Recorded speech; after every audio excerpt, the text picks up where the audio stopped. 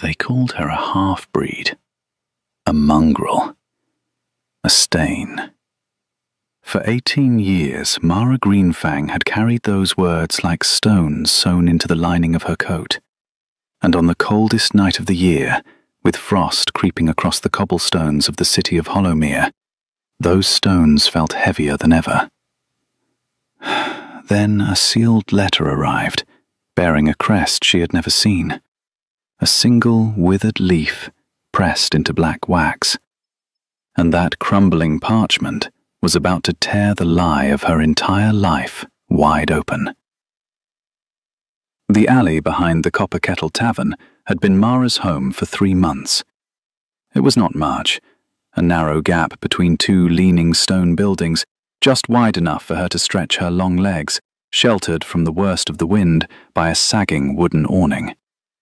She had stuffed the cracks with rags and old straw, and on the better nights, when the tavern cook took pity on her, there were scraps of stale bread and the burned ends of a roast. She was tall, even for an orc, taller than most of the human men who jeered at her from across the market square. Her skin was the deep green of moss on a riverstone, her tusks small and neat, her black hair falling in a heavy braid down her back. But it was her eyes that always made people pause. They were not the dull amber of a full-blooded orc. They were a strange, luminous gold, flecked with green, like sunlight through forest leaves. Her mother's eyes, they said. The mother she had never known. Mara pulled her threadbare cloak tighter as the wind howled down the alley. 18 years old. She should have been an apprentice somewhere, learning a trade, building a life. Instead, she was here, counting her own breaths to stay awake, because to sleep too deeply in Hollowmere was to risk waking up with your few possessions gone, or not waking up at all. Her mother had died when Mara was barely walking. A fever, the orphanage matron had told her, in the clipped voice she used when she did not want questions. And her father? No one would speak of him at all. A human, surely, given Mara's height and the shape of her face. But which human? And why he had abandoned a half-orc infant to the cold mercy of the Hollowmere foundling house? That was a door that had always been locked. The other children at the foundling house had not been kind. To the human children, she was a monster, a brute, something out of the old war stories their grandparents told. To the rare orc child who passed through, she was worse. A half-thing, a creature with diluted blood, neither one world nor the other. She belonged nowhere. And when she had aged out of the foundling house at 18, with nothing but the clothes on her back and a single copper coin, the city had simply swallowed her into its gutters. She had stopped crying years ago. Crying did nothing. Crying only made the cold feel colder. It was on a gray, sleeting morning that everything changed. Mara had been sheltering in the doorway of the Hollowmere postal house, one of the few warm places where the wardens did not immediately chase her off, when an old postal clerk shuffled out. He was a stooped human with spectacles thick as bottle glass, and he held a thick, cream-colored envelope in his trembling hands. "You there," he croaked, squinting at her. "Green one. Are you the orc girl who sleeps behind the copper kettle? Tall, gold eyes?" Mara tensed, every muscle ready to bolt. "Who's asking?" "The law is asking," the clerk said, holding up the envelope. "This has been chasing you for 2 weeks. Came all the way from the township of Thornwood, up in the Greywood Hills. Addressed to a Mara Greenfang, last known ward of the Hollowmere foundling house." He peered at her over his spectacles. "That you?" Mara stared at the envelope. No one had ever sent her a letter. Not once in 18 years. That's me," she said slowly. The clerk thrust it into her hands. "Then it's yours, and good riddance to the postage." He shuffled back inside, muttering about the cold. Mara turned the envelope over in her hands. The paper was heavy and expensive, the kind she had only ever seen in the hands of merchants and lords. And there, pressed into a circle of black wax, was a seal she did not recognize. A single leaf, its veins delicate and precise, but its edges curled and withered, as if caught in the moment of dying. Her heart began to pound. She did not know why. She broke the seal with a fingernail and unfolded the letter inside. The handwriting was elegant but shaky, the hand of someone very old.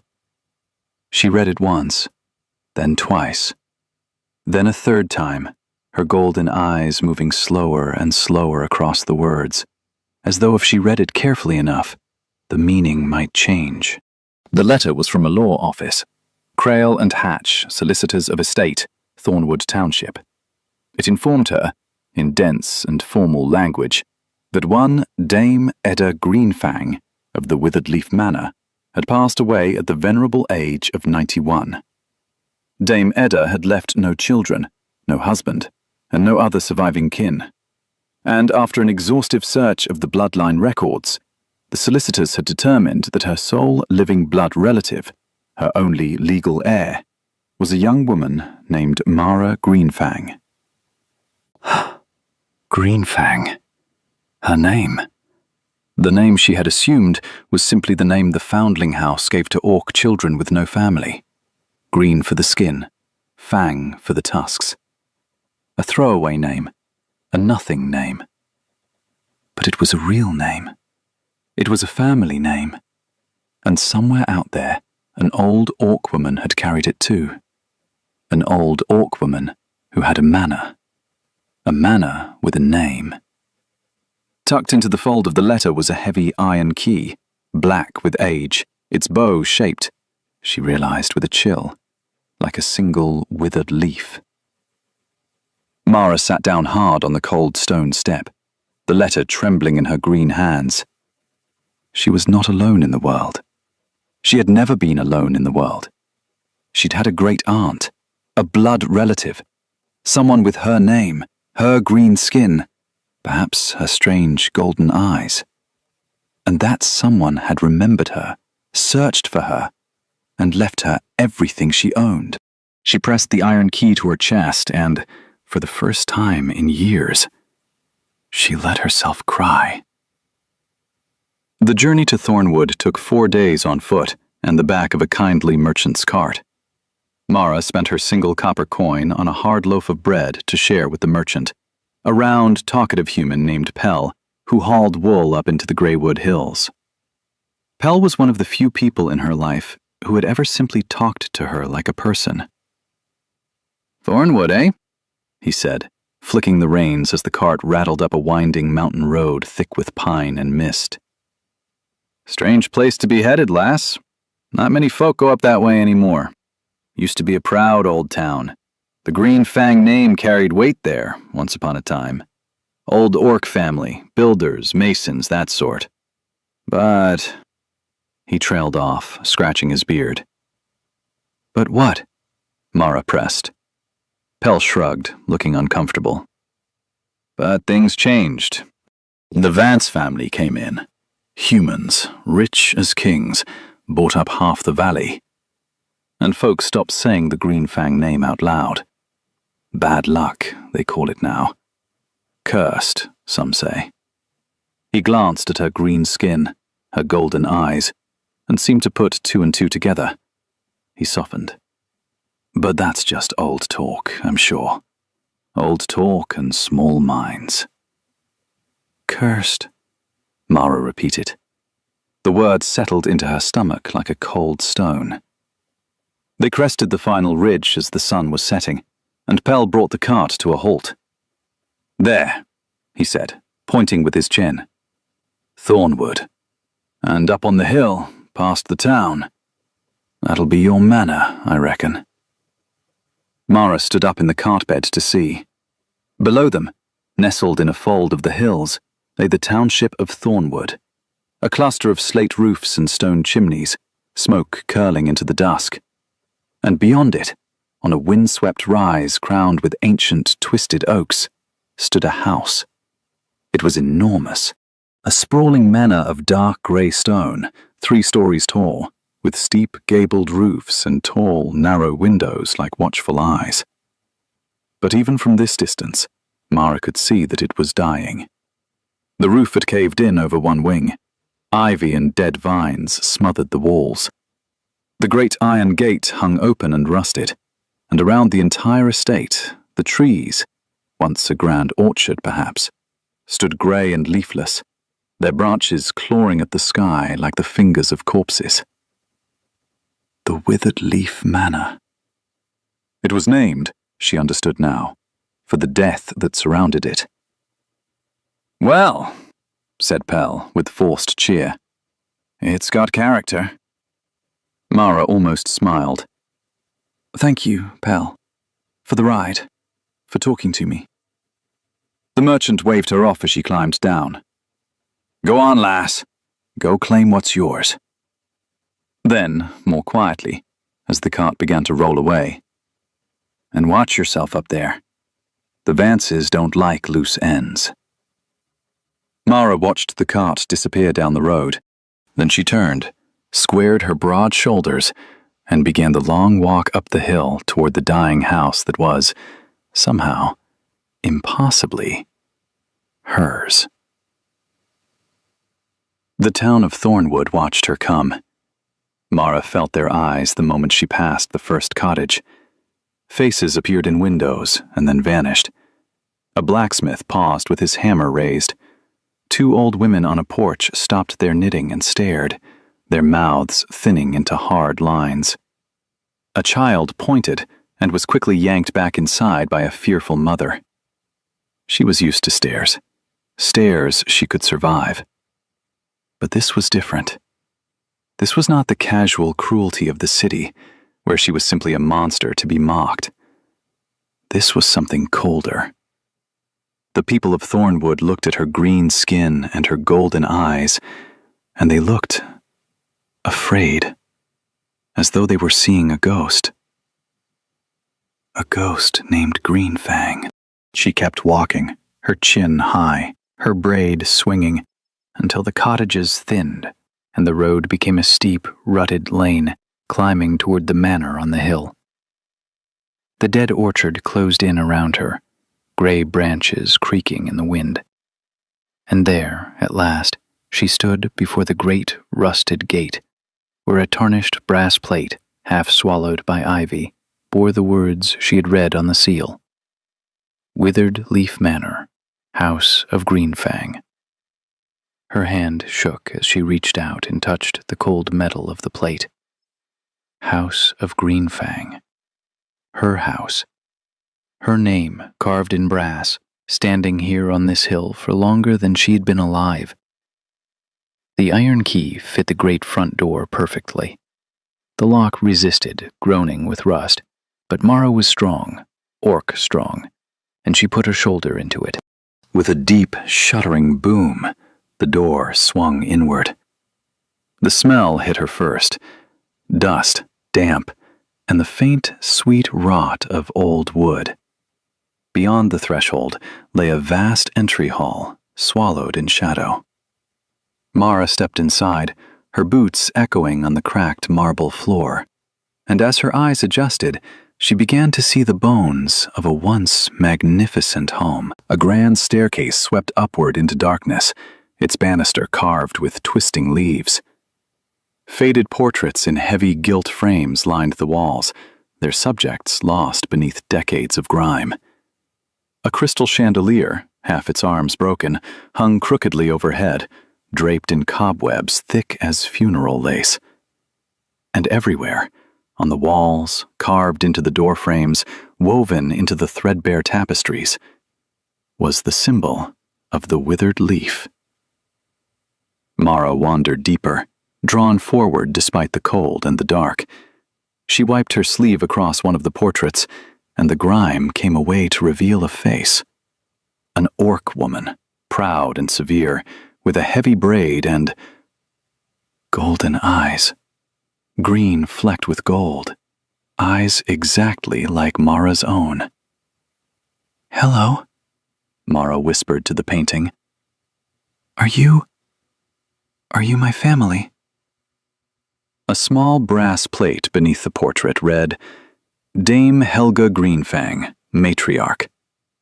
And beside it, another portrait, and another. A whole wall of them. Generations of orcs, all with the same proud bearing, many with the same luminous golden eyes. Mara walked the length of the wall slowly, her heart aching with a feeling she had no name for. For 18 years she had been no one, from nowhere. And here was a wall of faces that looked like her. A wall of people who were hers. At the very end of the wall hung the most recent portrait. An ancient orc woman, her green skin webbed with wrinkles, her white hair pulled back in a severe braid, her golden eyes fierce and clever even in old age. The plate read, Dame Edda Greenfang. "My great-aunt," Mara breathed. "Edda." The old woman in the portrait seemed to look right at her, and something in those painted golden eyes, so like her own, made Mara feel, for the first time in her life, that she had come home. She had no time to savor it. "I wouldn't get too comfortable." Mara spun around, her hand flying to the small knife at her belt. A man stood, silhouetted in the open front door, the gray daylight at his back. He was tall and lean, dressed in a finely cut coat of deep blue wool, his boots polished to a mirror shine that seemed obscene against the decay all around. He stepped inside, and Mara saw a human face, perhaps 50 years old, handsome in a sharp, cold way, high cheekbones, a thin mouth, and pale gray eyes that swept the room with the air of a man appraising livestock. "Who are you?" Mara demanded. "This is private property." The man smiled, and the smile did not touch his eyes. "Lord Cassian Vance," he said with a small, mocking bow, "of Vance Holdings. And you, I take it, are the famous heir, the little green stray they dragged up out of the city gutter." His gaze raked over her ragged clothes, her dirty face. My, the mighty house of Greenfang, reduced to this. Mara's grip tightened on her knife. "What do you want?" "To do you a kindness," Lord Vance said, strolling into the hall as though he owned it, his boots clicking on the cracked marble. "You see, my family has been the steward of this valley for 2 generations. We've watched this old pile of stones rot for years, a blight on the whole township. The roof is collapsing, the foundation is cracked, the wells have gone foul. It would cost a fortune you do not have to make it livable, and the back taxes alone, my dear, would bury you." He turned to face her, lacing his fingers together. "So I am here to relieve you of your burden." He reached into his coat and produced a folded document, holding it out to her. "A deed of sale. I will pay you 300 gold crowns, cash, today, for this ruin and the land it sits on. 300 crowns. To a girl who, I'm told, sleeps in alleys and eats from the rubbish. Think of it. A warm bed, a new life, anywhere you like, far from here. You sign, you take the gold, and you never have to lay eyes on this cursed place again." 300 gold crowns. The number was so vast that Mara's mind could barely hold it. She had survived on a single copper. 300 crowns was a house in the city. Warm meals for years. Safety. Everything she had ever wanted, held out to her in a stranger's pale, manicured hand. Her arm twitched. She almost reached for it. But then she looked at Lord Vance's eyes, and she saw it. The same thing she had learned to recognize in the eyes of every back-alley thief and foundling house bully who had ever tried to take something from her. Greed. Hunger. A desperate, barely concealed need. Why would a wealthy lord pay 300 crowns in cash today for a worthless ruin he claimed was a blight and a burden? Why was he here himself the moment she arrived, instead of sending a clerk? Why did his hand shake just slightly as he held out the deed? No, Mara said. Lord Vance blinked. The smile slipped from his face. I beg your pardon. You heard me. No, I'm not selling. This is my family's home. It's the only thing I've ever owned, the only thing I've ever had. She lifted her chin, her golden eyes blazing. I'll keep it.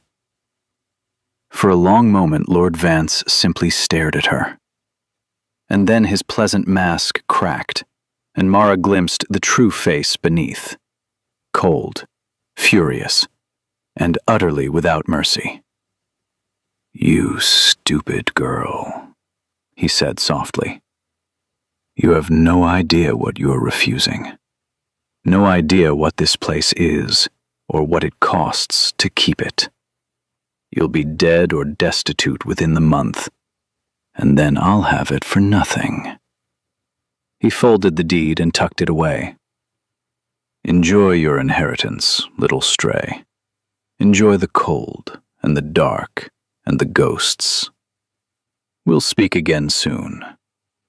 When you're begging. He turned on his heel and strode out, his polished boots clicking, and the great door boomed shut behind him. Mara let out a breath she had not realized she was holding. Her hands were trembling. But beneath the fear, something hard and certain had taken root in her chest. He wanted this place. He wanted it badly. And a man like that did not want worthless things. Dame Etta had held on to this ruin for 91 years. She had searched the records to find a forgotten half-orc girl in a city gutter and leave her everything. There was a reason. There was something here. And Mara was going to find it. Before the light failed entirely, Mara forced herself to explore a little further. She did not want to. Every instinct told her to barricade herself in one room until dawn. But she could not shake the feeling that the house wanted to be seen. She climbed the groaning grand staircase, testing each step with her weight before trusting it. At the top, a long corridor stretched into shadow, lined with doors. Most were swollen shut or locked, but one stood ajar, and when Mara pushed it open, she found a child's nursery, frozen in time. A small bed with a moth-eaten quilt, a rocking horse, its paint long faded, a shelf of wooden toys, each one carved by hand with extraordinary care, a tiny stone mason's hammer, a set of building blocks shaped like the very house she stood in. Someone had loved the child in this room once. Someone had carved that child a whole little world. Mara picked up the toy hammer and turned it over in her green fingers. On its handle, almost too small to see, was carved a single withered leaf. The family mark, even on a child's toy. Who were you? She murmured to the empty room. And who am I, that all of this is mine? A draught stirred the old curtains, and for a moment, Mara could almost imagine she heard the echo of laughter. A child's laughter, long ago, in a house that had once been full of warmth. She set the toy down gently, exactly where she had found it, and backed out of the room. Some things, she felt, should be left undisturbed. They were not hers to move. Not yet. Not until she understood them. She descended the stairs slowly, her heart heavy and full all at once, and returned to the great hall. Mara spent her first night in the great hall, too wary to venture deep into the dark, unfamiliar rooms. She built a small fire in the cavernous hearth from broken bits of furniture, wrapped herself in a moth-eaten tapestry pulled down from the wall, and slept beneath the watchful golden eyes of her ancestors' portraits. For the first time in 3 months, she slept without one ear listening for footsteps. Because for the first time, she was home. She woke at dawn to a pounding on the front door. Mara was on her feet in an instant, the fireplace poker in her hands, her heart slamming. Vance, she thought. He's come back. Or he sent someone. The pounding came again, and a voice, old, gruff, and unmistakably orc, bellowed through the wood. "I know someone's in there. I saw the smoke. If you're a thief, I'll have your hide. And if you're a Vance man, I'll have it twice over."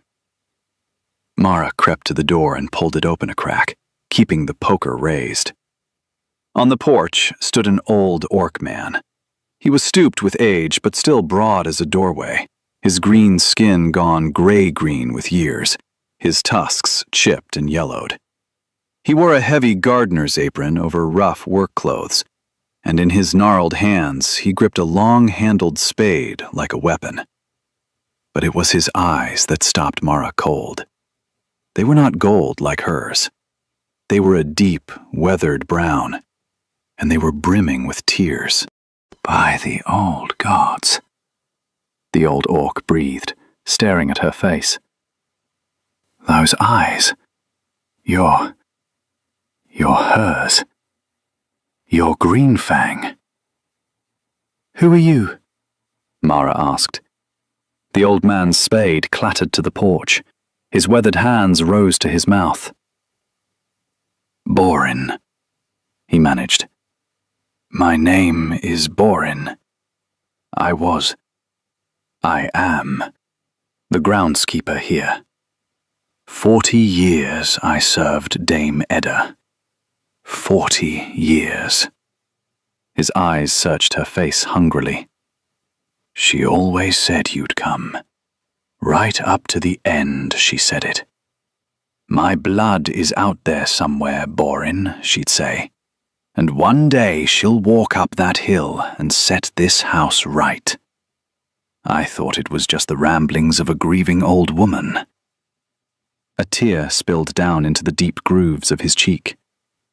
"But here you are, with her eyes, with her face." Mara lowered the poker. "You knew her. You knew my family." "Knew them?" Borin laughed, a wet, broken sound. "Child, I've spent my whole life tending these grounds for them. Come, put that poker down. I've got bread and cheese in my cottage at the bottom of the orchard, and a kettle, and 40 years of stories you have a right to hear." He bent and retrieved his spade, then looked up at her with such open, aching kindness that something in Mara's chest cracked open. "Welcome home, Mara Greenfang. Welcome home at last." Borin's cottage was small and warm, and crammed with the clutter of a long life. He sat Mara down at a worn wooden table, pressed a steaming mug of tea into her hands, and told her the story of the House of Greenfang.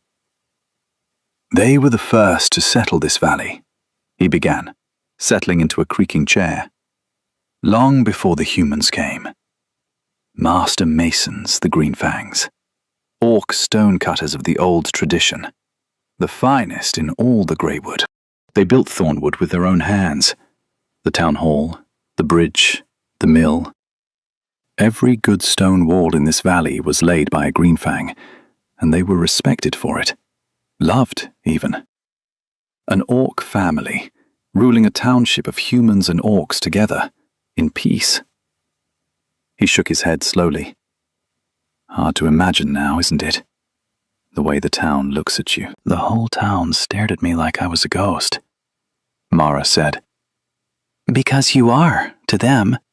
You're the ghost of everything they let happen." Borin's face darkened. "It was the Vances who ruined it. Cassian's grandfather, old Aldous Vance, came up from the lowlands 3 generations back with a chest of gold and a heart full of poison. He wanted the valley, all of it, and he could not abide that it belonged to orcs. Born's knuckles whitened around his mug. So he set to work. Whispers, at first, that the Green Fangs were cursed, that orc magic was in the soil, poisoning the crops, that the old family was hoarding wealth, cheating the town. Year after year, lie after lie, Aldous Vance turned the people of Thornwood against the family that built their homes. "But why didn't the Green Fangs fight it?" Mara asked. "They tried, but the Vances had gold, and gold buys judges and magistrates and town councils. One by one, the Green Fang lands were taxed and seized and sold off, until all that remained was the manor on the hill." Boren sighed heavily. "And then came the worst of it. 40 years ago. There was a fire in the town granary. Half of Thornwood's winter stores gone in a night. The Vances blamed the Green Fangs, said it was orc sabotage.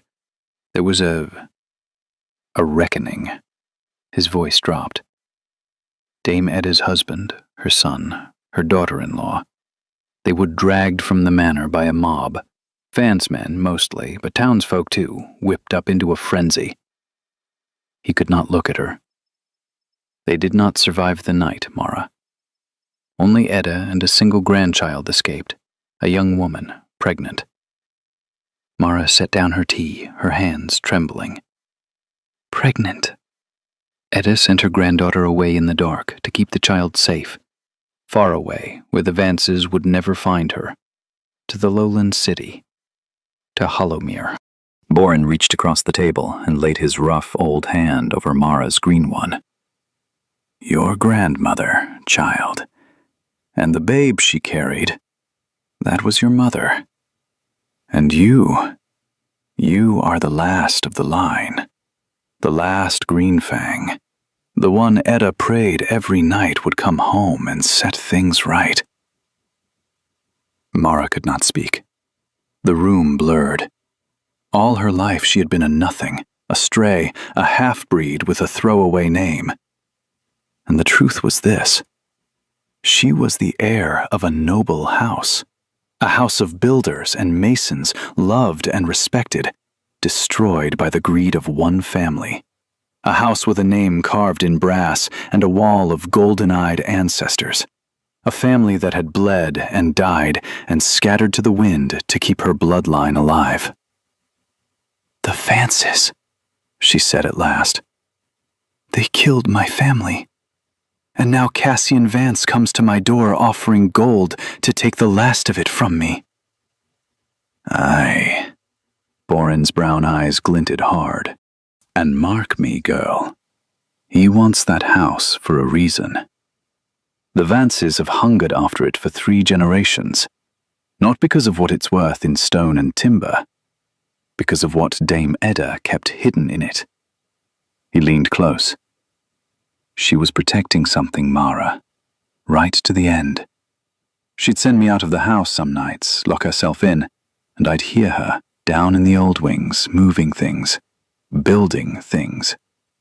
She told me once, near the end, her mind half gone.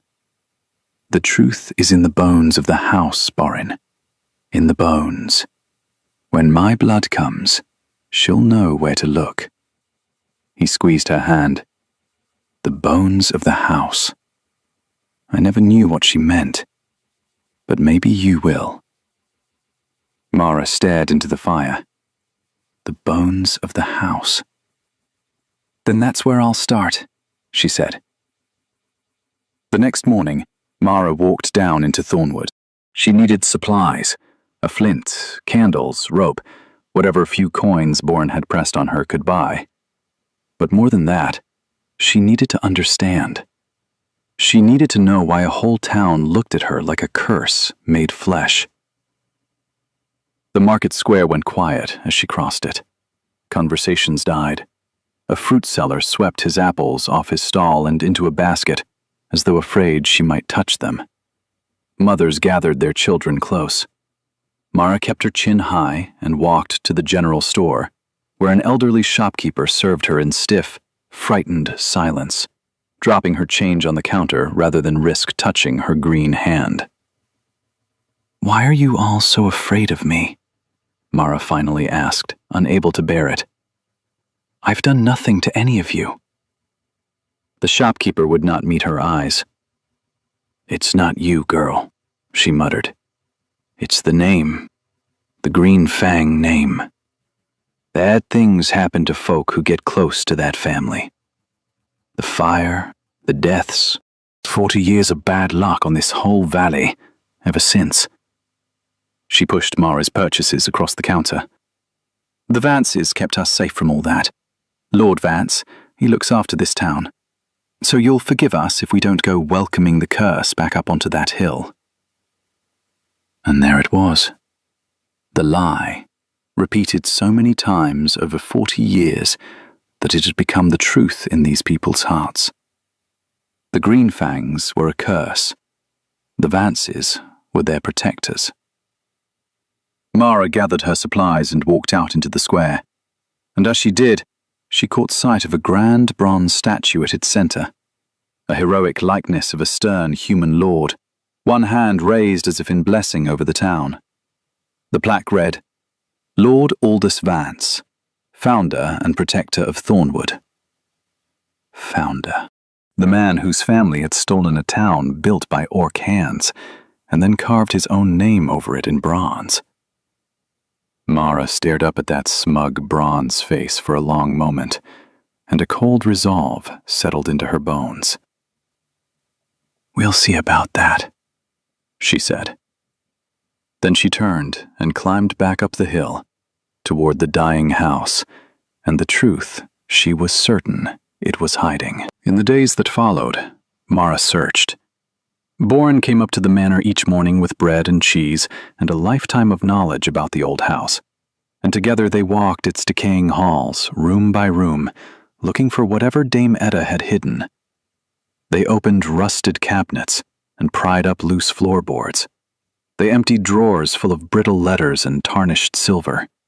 They climbed to the attic, where rain dripped through the broken roof, and descended to the cellars, where the air was cold and still as a tomb. And everywhere Mara found pieces of her family. A child's wooden toy, a horse with one ear chewed off, a book of recipes in a flowing orc hand, a music box that, when she wound it, played 3 faltering notes before falling silent. A wall in the nursery where, at the height of a small child, someone had carved tally marks measuring a growing height, with names beside them. She traced the lowest mark with her finger.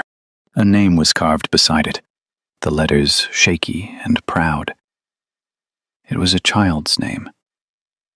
It was her mother's name. Mara pressed her forehead to the cold wall and wept.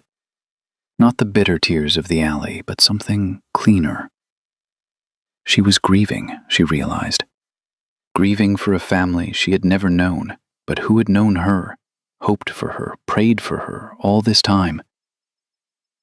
But she found no hidden treasure, no secret, no truth in the bones of the house.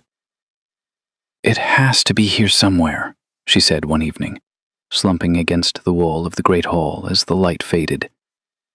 "Etta said the truth was in the bones of the house, but I've searched every room, every floor, every wall."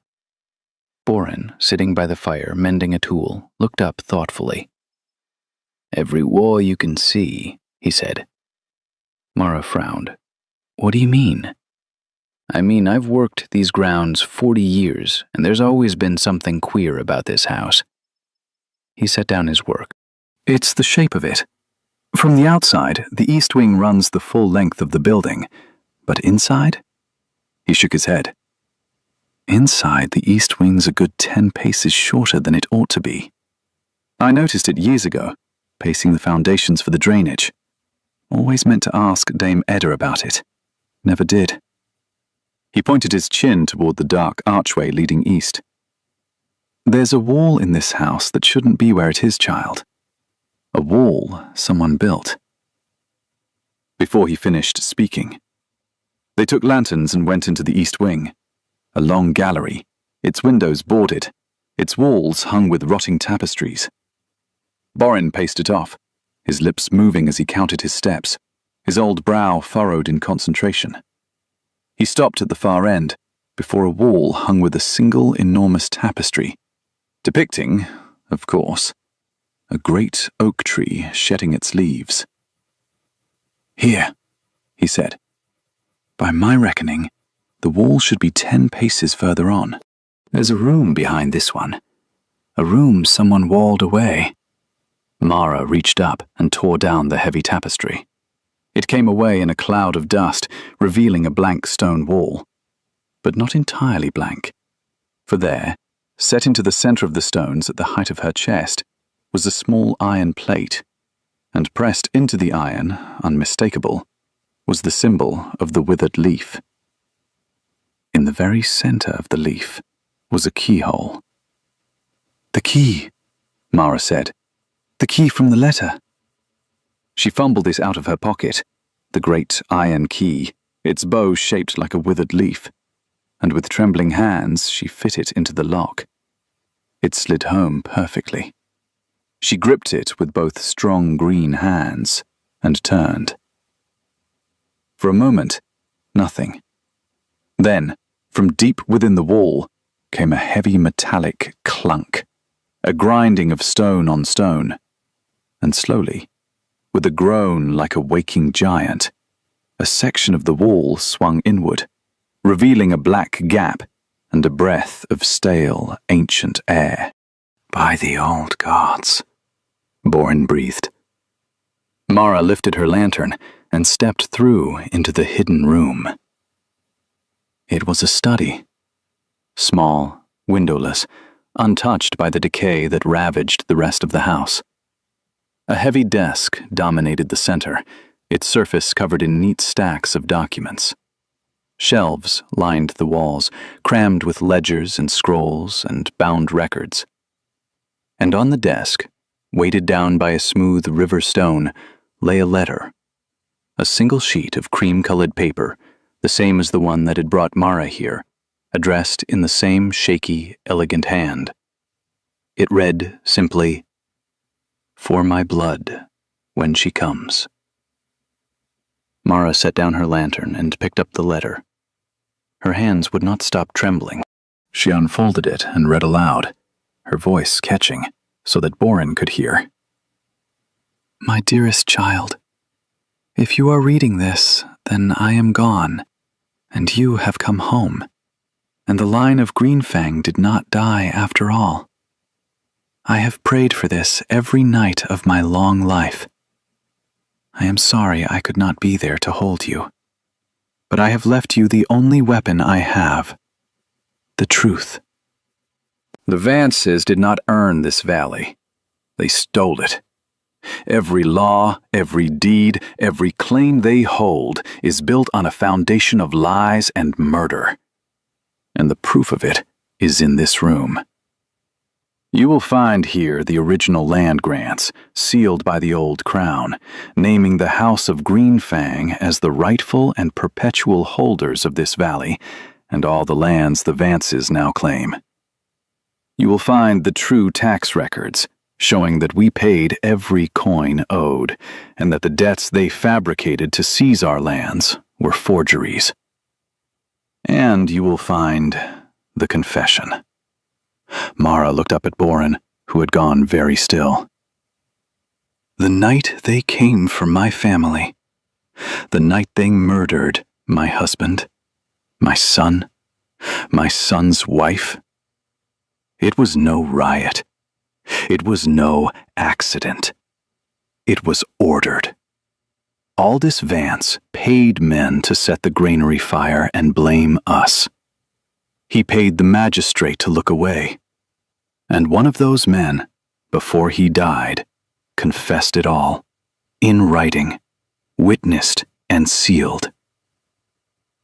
I kept it, I kept all of it, for 40 years, waiting for the day my blood would return, and the House of Greenfang would have the strength to use it.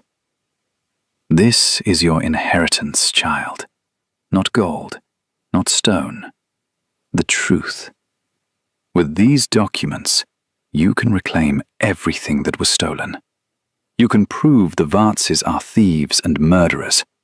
You can take back the valley and clear our name. The whole town will know what they did. Be brave. Be just. And remember, you are a Greenfang. We build things that last. All my love, across all the years. Your great aunt, Edda.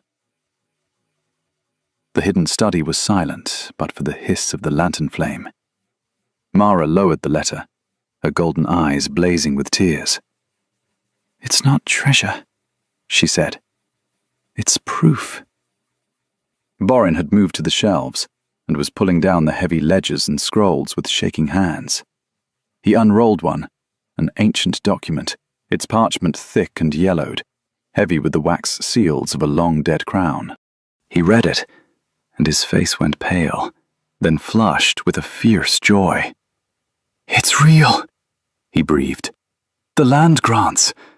Mara, these name the Greenfangs as the holders of the entire Vance estate.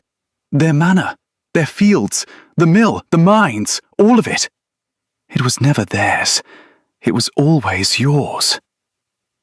He looked up, his old eyes shining. "And here, sweet gods, here it is. The confession, signed, sealed, witnessed. The proof that Aldous Vance ordered the murder of your family." Mara took the confession from his hands and read it. The dying words of a guilty man, naming his master's crimes. The truth that the Vances had spent 3 generations and a fortune trying to bury. This was what Cassian Vance wanted. Not the rotting house, the room within it. The proof of his family's crimes, which, if it ever saw the light of day, would not only strip the Vances of every acre they held, it would send Cassian's name into infamy, and quite possibly send the man himself to the gallows for inheriting the spoils of murder. "This is everything," Mara whispered. "This is the truth. We have to take it to the magistrate, to the Crown Court. We have to—" A floorboard creaked behind them. Mara spun around. Lord Cassian Vance stood in the doorway of the hidden study, and he was not alone. Beside him loomed a hulking brute of a man, a human nearly as tall as Mara herself, with a flattened nose, cauliflower ears, and a long iron cudgel resting against his shoulder. Vance's pale gray eyes swept the room, taking in the open shelves, the documents, the letter in Mara's hand, and his thin mouth curled into a smile of pure, cold triumph. "Well," he said softly, "it seems my little stray found the bone after all." For a heartbeat, no one moved. "You've been watching the house," Mara said slowly, her mind racing. "Waiting for me to find it." "Of course," Vance said, stepping into the small room. The brute followed, ducking his head beneath the low lintel, his iron cudgel scraping the stone. 3 generations my family searched for that room. We tore the floors out twice. We brought in a mason from the capital to sound the walls. We could never find the old witch's hidey hole. His smile widened. But I knew. I knew if I simply waited for the heir to arrive, the blood would lead her right to it. And so it has. You've done what we could not, little stray. You've opened the door. And now I'll thank you to step away from it. Mara did not move. She held Edda's letter and the sealed confession to her chest, and she planted her feet, broad shoulders squared. "These don't belong to you," she said. None of it ever did. The valley, the manor, the gold your family took. It's all built on murder. And the proof is right here in my hands. Vance's smile flickered. Which is precisely why you are going to hand it over. And then my associate, Grull, is going to ensure that the last Greenfang meets the same unfortunate end as all the others. A tragic accident. The collapse of a derelict house. So very dangerous, these old ruins. He held out a gloved hand. The documents. Now. Boring, Mara murmured. When I move, you run. Mara, the man's a mountain. Run for the door. Get to the town. Get help. Vance's patience snapped. Gruul, take the papers. Break whatever you have to. The brute lunged. Mara was ready. As Gruul's massive hand closed on empty air where her arm had been, she ducked low and drove her shoulder, all her orc strength behind it, into his gut. The big man grunted and staggered, and Mara seized the heavy lantern from the desk and hurled it. It shattered against the doorframe behind Vance, and flaming oil splashed across the dry old tapestry crumpled on the floor. Fire bloomed instantly, orange and hungry, between them and the door. Go! Mara roared at Borin. The old orc bolted, skirting the flames, vanishing into the dark of the east gallery. Vance cursed and grabbed at him, but caught only air. Gruul recovered fast for such a big man. He swung the iron cudgel in a vicious arc, and Mara threw herself backward. The cudgel whistled past her face and smashed into the desk, splintering it. She scrambled over the wreckage, clutching the documents, and burst out of the hidden room into the gallery, the heat of the spreading fire at her back. She ran, through the gallery into the great hall, her boots pounding the cracked marble, the documents pressed to her chest like a newborn. Behind her she heard Grull's heavy footfalls and Vance's furious shouting. The firelight threw wild shadows up the grand staircase and across the golden eyes of her painted ancestors, who watched her flee with their ancient, patient gazes. The front door. Borin had gone for the front door. But Grull was between her and it now, cutting across the hall. She veered, changing course, and plunged down a side passage, toward the cellars. The bones of the house, she thought wildly. Edda had said it. Maybe there was another way out down there. A coal chute, a drainage tunnel, something. She wrenched open the heavy cellar door and flung herself down the steep stone steps into cold darkness, pulling the door shut behind her and throwing the rusted bolt, just as Gruul's full weight slammed against it. The old wood shuddered. The bolt held, for now. Mara backed away from the door, deep into the blackness of the cellar, her chest heaving. Above her, muffled, she heard Vance's voice, cold and clear. There's nowhere to run, little stray. The house is burning. You can hand me those papers and walk out alive, or you can burn down there with your precious truth. Either way, the Greenfang line ends tonight. Mara stood in the dark, her heart hammering, the documents clutched to her chest. She could smell smoke beginning to seep down through the floorboards above. Vance was right about one thing. The house was burning. She could not stay here. But she would not give him the truth. Not after her family had died to protect it. Not after Edda had guarded it for 40 lonely years. She felt her way along the cold stone wall, deeper into the cellar, fumbling for any sign of an exit. Her fingers found shelves of dusty bottles, a cold furnace, a pile of forgotten crates. And then, her hand met something strange. Not stone, not wood. A smooth, curved surface, cold as ice, set into the foundation wall at the very deepest corner of the cellar. Her eyes had adjusted enough now to make out shapes. and what she had touched made her breath catch. It was a slab of pale stone, marble perhaps, set flush into the rough foundation, utterly out of place among the rough-hewn rock. And carved into its surface, faint beneath a film of dust, was the symbol of the withered leaf. And beneath the leaf, words. "We build things that last," Mara breathed, reading the carved words. The same words from Etta's letter. The same words, she somehow knew, that the Greenfangs had said for generations. "We build things that last." And then she understood. The truth in the bones of the house was not only the documents in the study. The Greenfangs were masons, builders.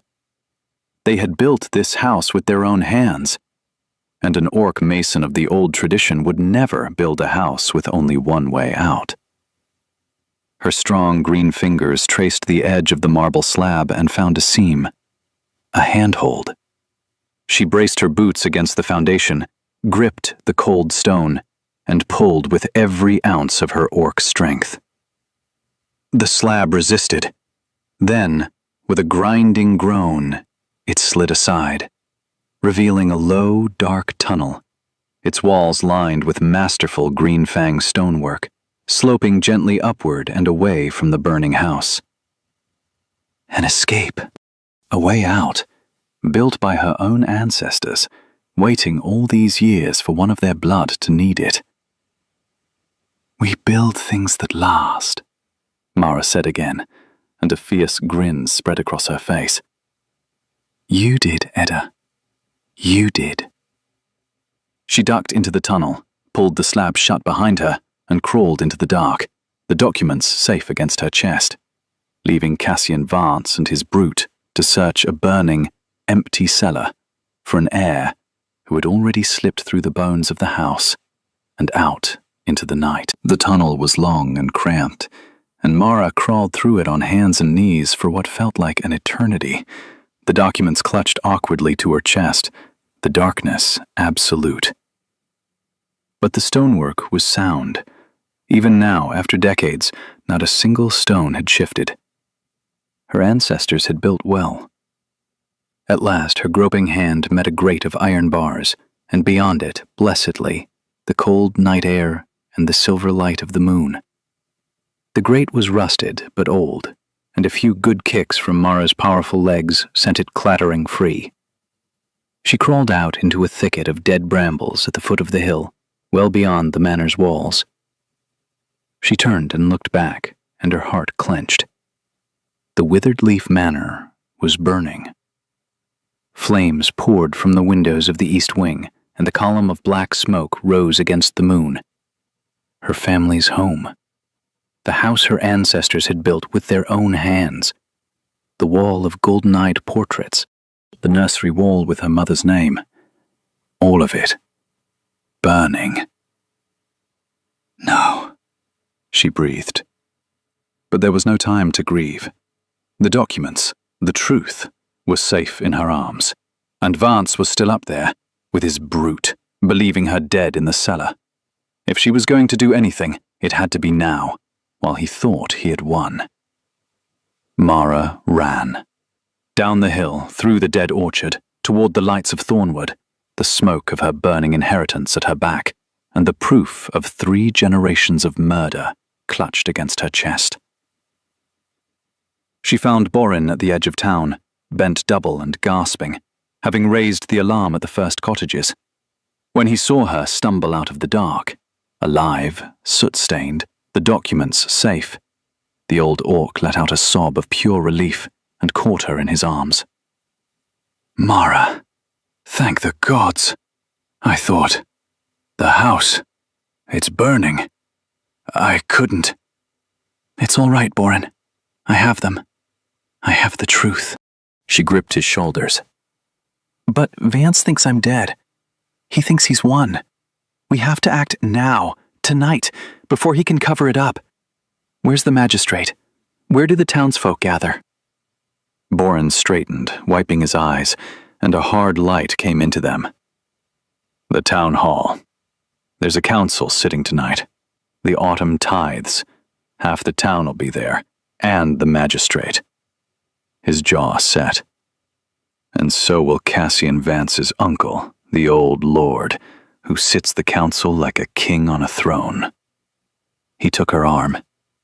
But Mara, the moment you walk in there, green-skinned and a green fang, accusing the most powerful family in the valley of murder, they'll laugh you out. Or worse, the Vances own that council. Then I won't ask them to believe me, Mara said, holding up the sealed land grants, the forged tax records, the confession. I'll make them read it for themselves, in front of the whole town, where Vance can't make it disappear. The town hall of Thornwood was a grand old building of gray stone, built, Mara now knew, by Greenfang hands. Warm light spilled from its tall windows, and the murmur of a crowd drifted out into the night. Mara climbed the steps with Borin at her side, the documents in her arms, and pushed open the great doors. The hall fell silent. Every face turned toward her. Dozens of townsfolk packed the benches, farmers, merchants, craftsmen, their faces hardening into the same fearful, hostile masks she had seen on her arrival. At the front of the hall, behind a long table, sat the council. The magistrate, a sour-faced human in black robes, and beside him, in the place of honor, an ancient human lord with Cassian's same cold gray eyes. Lord Aldous Vance II, patriarch of the Vance family. A ripple of unease went through the crowd. It's the orc girl, someone hissed. The green fang. The cursed one. What's she doing here? The magistrate rose, his face pinched with distaste. This is a closed council session. You have no business here, creature. Remove yourself, or be removed. My name, said Mara, her voice ringing out across the silent hall, is Mara Greenfang. I am the heir of the House of Greenfang, the family that built this hall, this town, and every good stone in this valley. And I have come to tell you all the truth about how my family was destroyed, and about the men who destroyed it. Old Lord Vance laughed, a dry, ugly sound. The truth, he sneered. Spare us your orc fantasies, girl. Your family were criminals and arsonists. Everyone knows it. The whole valley remembers. The whole valley remembers a lie, Mara shot back. A lie your father bought and paid for. She strode forward and slammed the documents down on the council table. Here is the truth. The original land grants, sealed by the old crown, naming the Greenfangs, not the Vances, as the rightful holders of this entire valley. The true tax records, proving my family paid every coin owed, and that the debts used to seize our lands were Vance forgeries. She slapped down the final, terrible page. And here, the signed, sealed, witnessed confession of the man Aldous Vance I paid to burn the town granary and murder my family 40 years ago, so he could blame the orcs, so he could steal everything. Old Lord Vance had gone grey. Forgeries, he spat. Orc lies. Magistrate, seize these documents. If they're forgeries, Mara cut across him, then let the magistrate read them aloud. Let the whole town hear them. Let everyone see the crown seals and judge for themselves whether an alley orphan could forge the signet of a dead king. She turned to the crowd, her golden eyes blazing. You've been told my family were monsters for 40 years. You let them be dragged from their home and killed. The least you owe their ghosts is to hear the truth, out loud, just once. A murmur swept the hall. and then an old farmer in the front row stood. "Read them," he said gruffly. "I lost my brother in that granary fire. If there's truth here, by the gods I'll hear it." Another voice joined him, then another. "Read them! Read them!" The chant swelled until the magistrate, pale and sweating, had no choice. With shaking hands, he lifted the confession and began to read. As the magistrate read, the hall grew utterly silent. He read the dying man's confession, how Aldous Vance I had paid him in gold to set the granary alight in the dead of night, and to leave behind an orc-made tool to cast the blame. How the magistrate of that time had been bribed to ignore the evidence. How the mob that came for the Greenfangs that terrible night had been seated with Vance men, paid to whip the grieving, frightened townsfolk into murder. The names, the amounts, the dates, all of it, set down by a guilty man on his deathbed and sealed before two witnesses. And as the truth filled the hall, the faces of the townsfolk changed. The fear and hostility drained away, replaced by horror, and then by a slow, swelling fury. These were people who had lost brothers and fathers in that fire. People who had carried guilt for 40 years. People who had been lied to, used, and turned into murderers by a family that despised them. "It was the Vances!" someone roared. "They burned our own stores! They used us! Murderers!" The hall erupted. Men surged to their feet, shaking fists toward the council table where old Lord Vance sat frozen, his face the color of ash. "Lies!" the old lord bellowed, rising on trembling legs. "These are forgeries! Orc trickery! I'll not sit here and—" The great doors of the hall banged open. Cassian Vance stood in the doorway, soot-streaked and wild-eyed, his fine blue coat scorched, his polished boots gray with ash. Behind him loomed the brute, Grull. Cassian had come down from the burning manor expecting to find a corpse in a cellar. Instead, he found the entire town packed into the hall, the documents spread across the council table, and the orc girl he'd left to burn, standing very much alive at the center of it all. His pale eyes swept the room and understood everything in an instant. "You," he hissed at Mara. "You should be dead." "Your family has been trying to kill mine for 3 generations, Mara said. "It hasn't worked yet." She gestured to the table, to the documents, to the hundreds of furious eyes now turning toward the door. "And now everyone knows why. Everyone knows what your grandfather did, what your family did.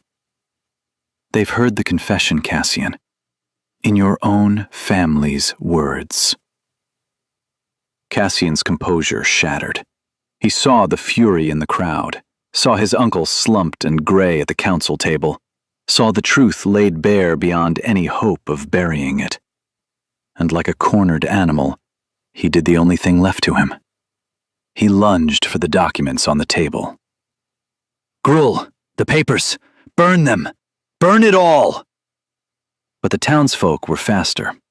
The old farmer who had lost his brother stepped into Cassian's path. Others rose with him, a wall of bodies, of grief, of 40 years of fury. Grull swung his iron cudgel, but a dozen calloused farmers' hands seized it and wrenched it away. Cassian clawed toward the table, screaming, and Mara simply stepped in front of it, folded her broad green arms and stood there, immovable as a Greenfang wall, while the crowd closed in around him. "It's over, Cassian," she said quietly. "You can't burn the truth. Not anymore." Cassian Vance sank to his knees in the middle of the hall, his fine coat in ruins, hands grasping at nothing, as the people his family had used and lied to for 3 generations looked down at him at last with open eyes. Mara walked slowly across the silent hall and stopped before him. For a long moment, she simply looked down at the man who had offered her gold to walk away, who had tried to burn her alive in her own family's cellar, who came from a line that had murdered everyone she might have known. "Your grandfather looked at my family and saw something to be taken," she said. "Land, stone, gold. He could not understand that there are things you cannot steal. A name, a bloodline, the memory of who built the wall you're leaning on." She crouched down to his level, her golden eyes steady on his pale, defeated ones. "You spent your whole life chasing a treasure you were sure was hidden in that house. And you were right. There was a treasure.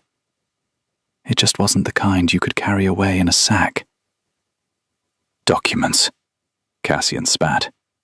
"Paper. You destroyed 3 generations of my family over paper." "No," Mara said, rising to her full, towering height. "The truth destroyed your family. I just stopped letting you bury it." She turned her back on him then, deliberately, the way a green fang turns from something that no longer matters, and walked back to the council table, where the documents lay spread in the lamplight.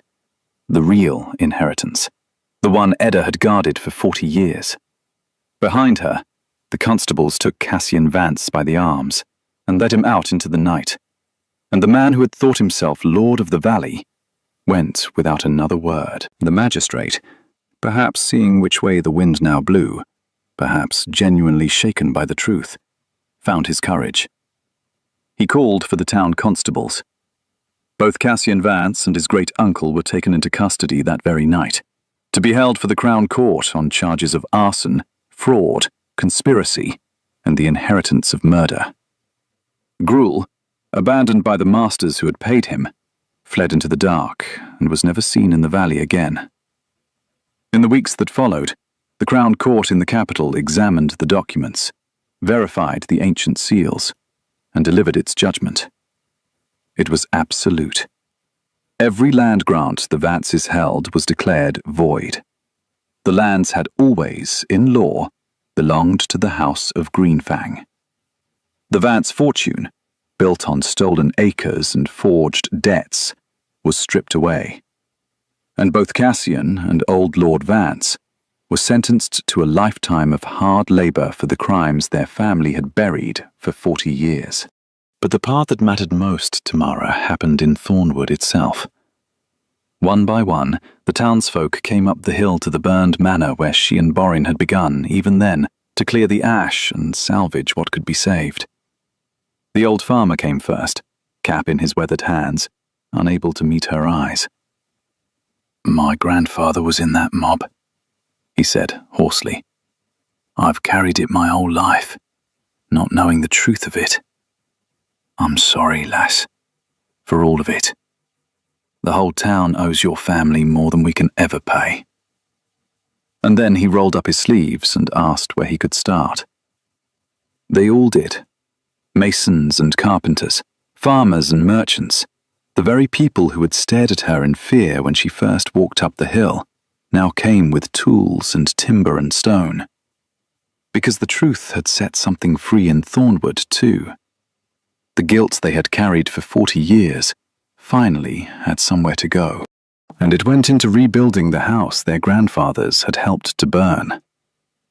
Mara worked alongside them every single day. She learned, callus by callus, the craft that ran in her blood, how to dress a stone, how to read the grain of timber, how to lay a wall that would stand for centuries. Borin taught her the old Greenfang techniques, passed down through the generations she had never known, and she found that her hands understood the work as though they had always known it, as though the knowledge had been waiting in her, sleeping all her life. The townsfolk who had once crossed the square to avoid her now worked at her shoulder, sweating and laughing in the autumn sun, and slowly, stone by stone, day by day, the wall of fear between them came down, even faster than the manor went up. One evening, The old farmer who had first stood with her in the town hall paused in his work and looked up at the rising house. "My grandfather helped tear this place apart," he said. "And here I am, helping put it back together. Feels like the world's been crooked for 40 years, and we're finally setting it straight." He clapped a hand on Mara's broad green shoulder, the first time anyone in Thornwood had touched her without fear. "You did that, lass. You set it straight." They also tore down the bronze statue of Aldous Vance in the market square. In its place, the town raised a new one, a likeness of an orc mason at work, chisel in hand, with a small withered leaf carved at the base, and a new plaque that read, "To the House of Greenfang, who built this town." The day they unveiled it, the whole of Thornwood gathered in the square, and for the first time in 40 years, the Greenfang name was spoken out loud, not in fear, but in honor. Mara did not take her fortune and flee to a comfortable life in the lowlands. She could have. The Vance lands made her the wealthiest landholder in the valley overnight, but she had spent 18 years with no home, no family, and no name, and now she had all three, and she would not abandon any of them. So she stayed. She hired Borin as her steward and master of the grounds, paid him 3 times what Dame Edda ever had, and made him promise to teach her everything he knew about the family she had never met. Together they rebuilt the Withered Leaf Manor, stone by stone, and this time, when it was done, the orchard around it did not stand gray and dead. Mara planted it anew, and in the first spring after the fire, those young trees put out their first green leaves. She hung the salvaged portraits back on the walls of the great hall, Dame Helga, the matriarch, the long line of golden-eyed ancestors, and Dame Edda last of all, fierce and clever even in paint. Mara hung her great-aunt's portrait in the place of honor, at the foot of the grand staircase, where the morning light would find it first. And every morning, on her way out to walk the lands that were hers, the lands her family had built and bled for and finally won back, Mara Greenfang would pause before that portrait.